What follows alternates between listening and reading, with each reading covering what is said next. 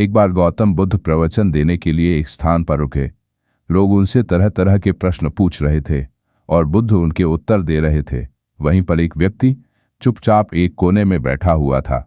उसके चेहरे पर पीड़ा के भाव साफ दिखाई पड़ रहे थे।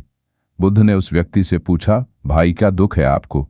उस व्यक्ति ने अत्यंत संक्षिप्त सा उत्तर दिया, पता नहीं। बुद्ध ने कहा, देखो भाई, पहले अपने दुख को जानो, उसकी मूल में जाकर उसको देखो और फिर उसका उपचार करो। उस व्यक्ति ने बुद्ध से पूछा, वह कैसे? गौतम बुद्ध ने कहा कि पास के जंगल में जाओ और वहां से कुछ पौधे उखाड़ कर ले आओ, लेकिन इस बात का ध्यान रखना कि पौधे ऐसे हों जिनकी 2-4 पत्तियां ही आई हों और सब पौधे अलग अलग तरह के होने चाहिए।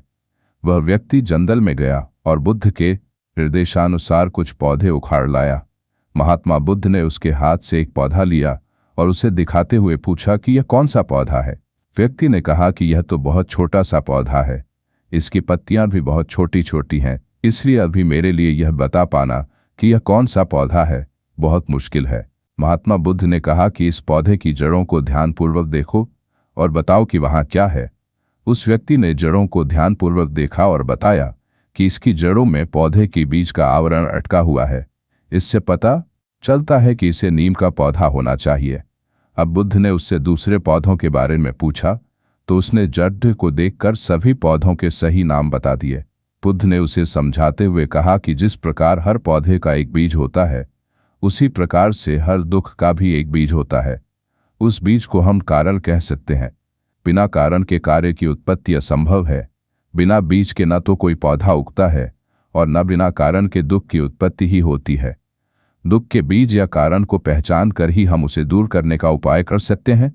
आधुनिक चिकित्सा पद्धति में भी किसी व्याधि की चिकित्सा करने के लिए रोग का समुचित निदान अनिवार्य है।